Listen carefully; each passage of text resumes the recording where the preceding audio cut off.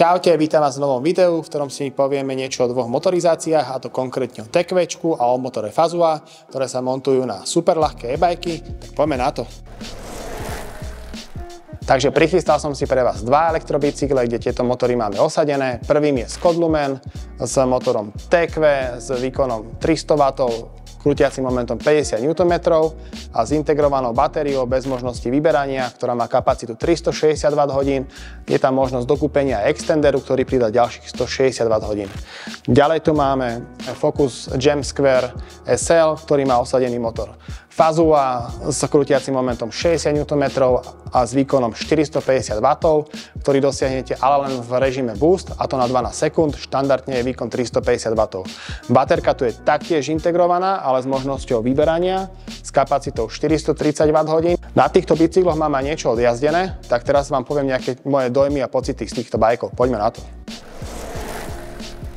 Takže ako prvý tu máme motor TECV, ktorý ma veľmi milo prekvapil, aj napriek jeho nižším hodnotám, ktoré sa o ňom píšu, tak bohate mi stačilo aj na nejaký ten náročnejší výšlap, napríklad na Pajštún, ak to poznáte. Takisto ten bicykel alebo ten motor je veľmi tichučký aj pod väčšou záťažou a nemá žiadny odpor, čiže pokiaľ plánujete na ňom jazdiť aj bez dopomoci, nebudete mať s tým problém. Jedinou takou nevýhodou je možno tá integrovaná batéria, že pokiaľ ten bicykel budete chcieť skladovať niekde v garáži alebo v pivnici alebo dajme tomu v záhradnom domčeku, kde cez zimu je nižšia teplota, tak to nedoporučujem. Skôr by som si ho zobral domov, kde je teplejšie. Aspoň vám dlhšie vydrží potom tá batéria. A teraz sa poďme pozrieť na motor Fazua. Poďme. Takže ďalej tu máme motor Fazua, ktorý má hmotnosť 1950 gramov, je plne integrovaný v ráme, čiže ho nie je vôbec vidieť. V porovnaní s TECVčkom je možno niečo hlučnejší, ale stále ho radím do veľmi tichej kategórie motorov.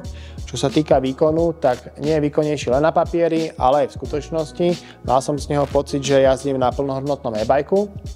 Ďalej tu je veľkým benefitom konkrétne u týchto modelov, že je odnímateľná batéria. Čiže pokiaľ viete, že idete na nejaký celodenný výjazd alebo nejakú dlhšiu trasu, tak si môžete dokúpiť jednu náhradnú batériu, hodiť do ruksaku a keď bude treba, tak si ich viete prehodiť. Tieto motory majú skvelú vlastnosť a to, že na nich sa dá šlapať aj bez elektrickej dopomoci.